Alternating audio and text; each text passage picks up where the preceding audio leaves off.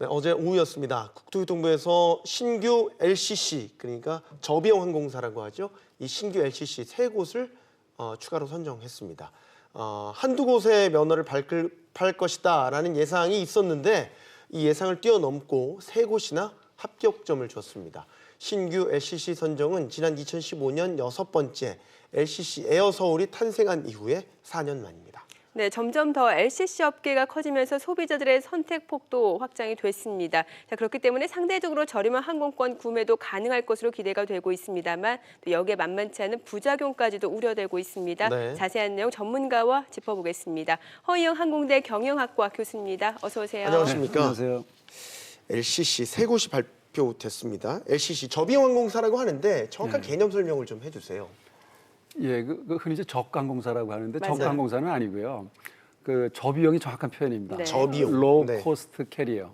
그러니까 낮은 비용으로 좌석을 공급한다 이런 항공사고요. 세계적으로는 그 90년대부터 세계적으로 이제 본격적으로 등장했고요. 네. 2000년대 들면서 그 시장이 폭발적으로 성장을 해서 우리나라도 그렇지만 전 세계적으로 한 30%, 전체 여객 운송 분담률의 한 30%를 차지할 만큼 아주 급성장하고 있는 새로운 시장입니다. 미국에서 이게 그 개념이 처음 도입되면서 당시에도 굉장히 선풍적인 이게 이제 신화를 낳은 항공사가요. 네.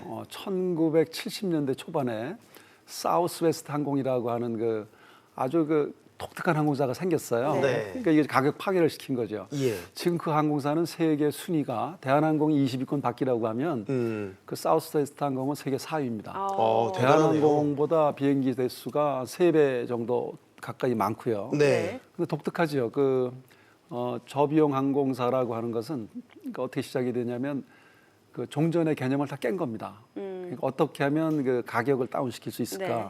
그러기 위해서는 비행기를 한 종류만 써야겠다. 아, 그래서 그 사우스웨스트 항공 같은 경우는 이제 737이라고 하는 150석 미만의 비행기를 하나만 가지고 지금 한 600여 대를 그것만 운영합니다. 네. 그러니까 조종사나 정비사나 기종에 대해서는 다 통일이 돼 있죠. 그러니까 모든 게 그 좀 독특한 구조이고요. 그다음에 장거리를 나가지 않습니다. 네. 주로 국내에서만 합니다. 세계 4위의 항공사가 우리나라에서는 구경을 못하죠. 네. 그런 항공사는 국내, 미국인 땅이 넓으니까 국내선만 운행합니다. 당시로서는 굉장히 파격적이죠. 전략입니다. 그리고 혼잡한 공항을 들어가질 않습니다. 아. 혼잡한 공항에 들어가면 딜레이가 되고 그 착륙료가 비싸고 하니까 예. 한적한 공항만 찾아다닙니다.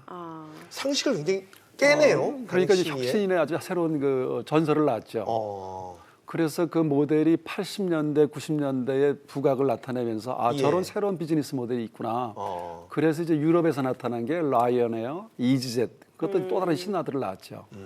그러면서 우리나라까지 오기까지 좀 시간은 걸렸지만 전 세계적으로 우리나라에는 2005년에 네. 최초로 이제 등장을 했죠. 예. 저비용 항공사라고 하는 게 우리나라에도 뭐 처음에는 지금의 티웨이의 전신 그 한성항공이 2005년에 생겼었어요. 네. 그런데 주인이 바뀌고 또 지금은 이제 그 당시에 생겼던 그 제주항공이 네. 최초의 우리나라 LCC라고 할 수 있겠습니다. 네. 뭐 저비용 항공을 이용해 보신 분들이라면 그 풀서비스 항공과는 차이점을 확연하게 느끼셨을 것 같은데 그 차이점에 대해서도 좀 상세하게 설명을 해주세요. 일단 그 저비용을 실현하기 위해서요. 물밖에 안 줍니다. 그렇죠. 맞아요. 그러니까 기내 서비스가 사실 없습니다. 네. 저도 이제 많이 해외 나가서 타보면 물도 사 먹어야 됩니다. 예. 예. 그러니까 불필요한 서비스는 다 제거한다. 그리고 승무원들은 때로는 그 청바지 같은 것을 입고요. 네. 승무원들이 그 청소를까지 합니다. 왜냐하면 그 회항률을 빨리 짧게 해야 되거든요. 네. 네. 그러니까 택시로 말하면은 지상에 서 있으면은 손해잖아요. 예. 비행기도 그라운드에 있는 시간을 최소화해야 됩니다. 그러니까 어느 지점에 갔다가 돌아오는 시간을 최소화하고 그다음에 이제 독특한 게 우리 좌석표를 주지 않습니까? 네네. 몇 번 좌석에 어느 열에 앉아라. 네네. 근데 외국의 LCC들은 그 비용도 줄이려고 먼저 타는 사람이 좋은 자리에 앉습니다. 선착순으로. 그러니까 그 탑승에 걸리는 시간이 좌석도 예. 지정 안 하는군요. 지정 안 합니다. 단 이제 노약자라든가 환자는 우선적으로 배려하고 네. 나머지는 이제 먼저 온 사람이 먼저 타고 좋은 자리에 앉고 그러니까 탑승에 걸리는 시간도 최소화하는 그러네요. 것이고요. 비행기도 단일화하고 서비스를 최소화하고 하여간 지상에 머무르는 시간을 줄임으로써 사실은 사우스웨스트 항공도 그렇지만 그 해외의 이지제시나 라이언에어 네. 같은 경우는요. 예를 들어 10만 원짜리 항공권을 3만 원, 4만 원에 팔았습니다. 지금도 그렇게 하고 있습니다. 파격적이네요. 가격만 따지면 KTX보다 그러네요. 물론 저렴할 쌉니다. 수도 있겠네요. 물론 예. 쌉니다. 그러네요. 예. 예. 이제 우리나라로 이제 LCC들이 그런 해외의 그 성공적인 모델들을 벤치마킹하려고 노력은 하는데 네. 아직 그런 혁신적인 LCC는 아직까지 제가 본 바로는 없습니다. 아, 그렇군요. 이제 어제 신규 LCC 네. 발표가 됐습니다. 4년 만인데 어떤 업체들이 선정이 됐는지도 좀 설명을 해주시죠. 예, 저도 이번에 관심 있게 봤는데요.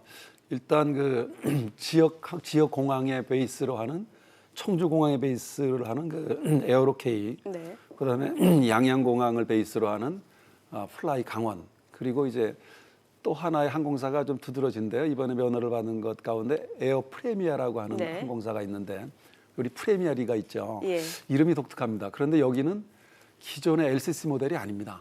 그러니까 단거리, 중거리에서 하지 않고 장거리 국제 노선에만 취항하겠다. 아, 그 미주 노선과 예. 미주와 뭐 베트남, 장기적으로는 유럽 쪽, 그러니까 대한항공과 아시아나가 취항하고 있는 이런 그 장거리 국제 노선의 틈새를 파고들겠다. 예. 대략 이 세 개 사업자가 선정이 되었고요.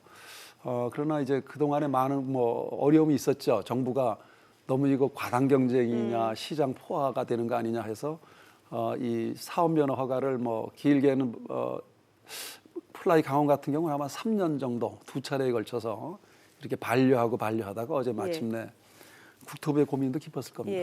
예. 5곳이 신청했다는데 3곳이 됐고 2곳이 떨어진 거네요. 두 그러면 곳은 떨어졌는데요. 에어 필립이라고 있습니다. 네. 광주를 기반으로 하는 근데 에어 필립은 지금 50인승의 그 소형 항공 운송업을 하고 있습니다. 지금도. 네. 근데 소형기죠. 소형기로 사업을 하고 있는데 이번에 LCC 시장에 진입을 하려고 했고요. 네. 근데 거기는 그 오너의 그 어떤 위법 사실이 밝혀져서 지금 아. 재판 중이고요. 아, 그렇군요. 그 엄일석 회장이신데요. 그런 경우는 해외에서도 그 사업자의 전력을 아주 중요하게 보기 때문에 그리고 이번에 또 탈락한 한 곳은 이제 가디언스 항공이라고 네. 화물을 전용으로 하는 항공사 설립을 신청했는데 네. 아마 그 사업이 좀 구체성이 없다. 뭐 이렇게 판단을 했던 것 같아요. 네. 자, 이번에 그 선정된 항공사들도 단번에 성공한 건 아니라는 말씀 아까 하셨잖아요. 그러면 과거에는 왜 선정되지 못했을까? 이게 여러 가지 이제 수요나 공급 측면에서도 이 균형점을 찾아야 되는 거고 국토부의 고민도 거기에 있었을 거고 안전 문제라든지 아니면 여기 전체 생태계 문제도 다 고려했을 것 아닙니까? 이 항공이 서비스 상품이거든요. 근데 항공운송이라고 하는 거는 사실 공공성이 강하죠. 우리가 이제 대중교통, 그러니까 항공교통의 대중화가 되다 보니까 그런데 그럼에도 불구하고 이건 민간 자본들이 하는 것입니다. 그래서 정부가 이 부분에 대해서 이제 이번에 정책 기조를 좀 바꾼 듯해요. 왜냐하면 그 동안에 왜 이거를 면허 요건을 다 충족했는데 정부가 이런저런 이유로 반려를 했는데 그 이유들을 보면 사실 세 가지가 크게 있는데요. 비행기를 세 대를 갖추어라. 그다음에 납입 자본금을 150억을 납입한 걸 보여줘라. 그다음에 이제 정성적으로 재무 능력이 있느냐. 네. 근데 그 가운데 아마 재무 능력이 좀 불확실하다. 앞으로 수년간 적자도 일어날 수 있을 것인데 그 소비자의 보호 차원에서 충분한 재무 능력이 확보가 좀 의문스럽다. 그래서 이제 한 번씩 두 번씩 이렇게 반려를 했던 것이고요. 네. 근데 이번에는 그렇게 반려됐던 사업자들에게 왜 사업 면허가 나갔느냐? 사실은 전부 두세 배씩 자본금을 들였습니다. 아. 그리고 사업 계획도 더 구체화했고요. 예. 구체적으로 어느 노선에 어떻게 취항하겠다 하는 것까지 꼼꼼하게 국토부가 이번에 다 들여다본 거죠. 네. 자, 그럼 어제 세 곳은 이제 신규 면허를 취득한 세 곳은 앞으로의 절차가 어떻게 되는 겁니까? 이제 지금부터가 또 다른 관문이 하나 있습니다. 네. 지금은 이제 항공운송 사업 면허를 발급해 준 것이고요. 그러면 그 다음 단계로는 안전하게 비행기를 띄워야 되거든요. 네. 그 과정을 심사하는 걸 우리가 운항 허가 단계라고 부릅니다. AOC 단계라고 하는데 네. 이제 국토부가 똑같이 심사를 하게 되는데 비행기는 안전한가, 그다음에 정비사와 조종사는 충분히 확보되어 있는가, 네. 조직은 다 구축이 되고 안전 매뉴얼은 다 갖췄는가를 사실은 몇 개월간에 걸쳐서 꼼꼼히 들여다보게 됩니다. 네. 만약에 거기에 미비되는 것이 있다면 사실은 그 세 개 사업자가 사업면을 받아도 비행기를 못 띄우는 수도 있습니다. 종종 그런 경우도 있고. 승인 단행이 네. 취소될 수도 있다라는 말씀이시죠. 그러니까 운항 허가를 못 받으면 사업 면허는 살아 있지만 비행기는 운항 실질적으로 허가를 취항을 못하는 거죠. 그런 또 관문이 하나 더 남아 있습니다. 네. 자, 어쨌든 세 곳의 신규 LCC 항공사가 승인을 받고 이제 태세를 갖추는 그런 형국인데 기존 LCC 항공사들도 많이 있지 않습니까? 네.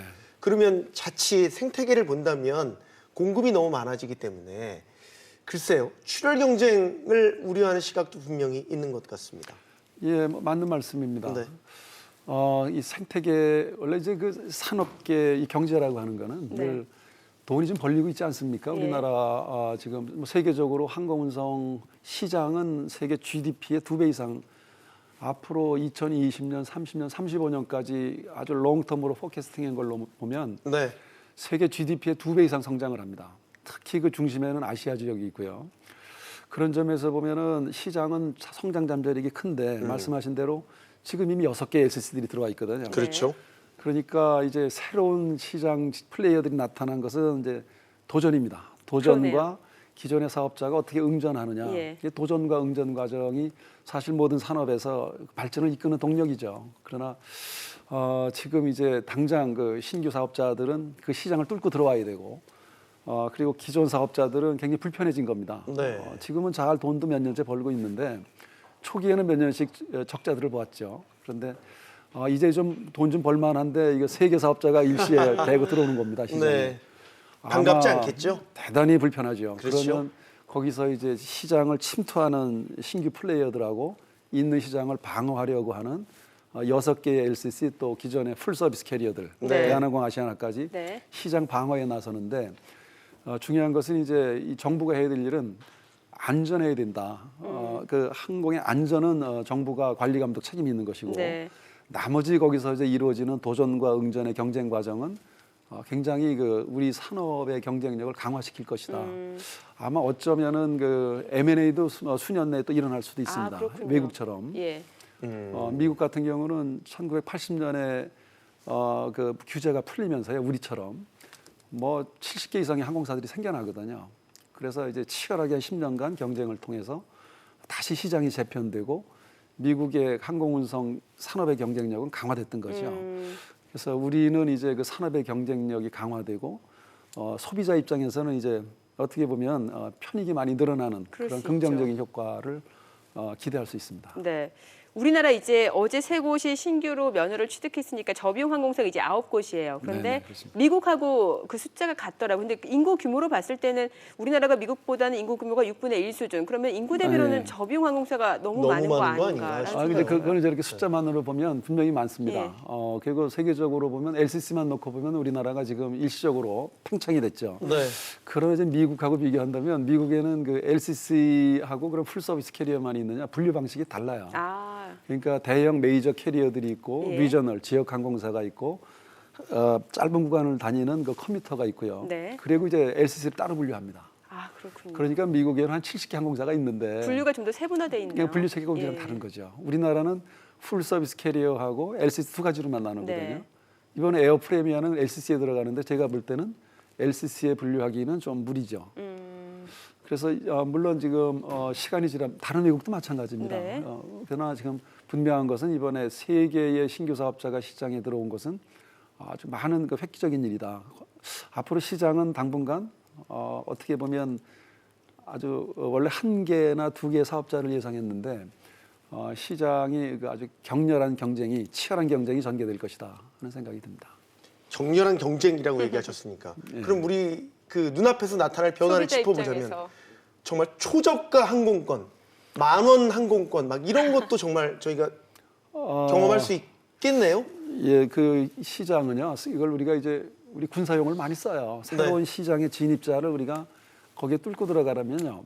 페네스트레이션을 해야 됩니다. 침투를 해야 됩니다. 예. 네. 그러려면 인지도를 높이고 그래서 초저가로 전략을 취할 수 있죠. 아까 말씀하신 대로 그래서 출혈을 감소해야 됩니다. 그러니까 원가보다 가격을 낮게 들어가서 인지도를 높이고 네. 시장에 어떻게든 교두보를 확보해야 되거든요. 예. 그런 걸 우리가 이제 특가라고도 하고 뭐 판초 가격이라고도 하는데 당분간은 아마 지금까지 없었던 초저가 항공권이 더 많아질 수도 있습니다. 그럼 정말 9,999원 막 그런 항공권 있잖아요. 9,980원이라고 부릅니다. 뭐 어쨌든 뭐 그런 항공권을 정말 저희가 경험할 수도 있겠다. 실제로 그런 예가요.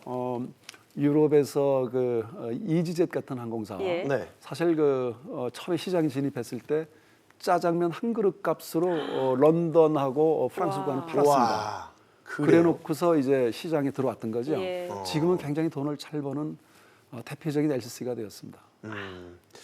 자, 어쨌든 논란 끝에 LCC 세 곳이 출범했기 때문에 우리 항공시장 어떤 변화를 겪게 되는지 네. 관심 있게 지켜볼 필요가 있겠습니다. 허희영 교수였습니다. 고맙습니다. 잘 들었습니다.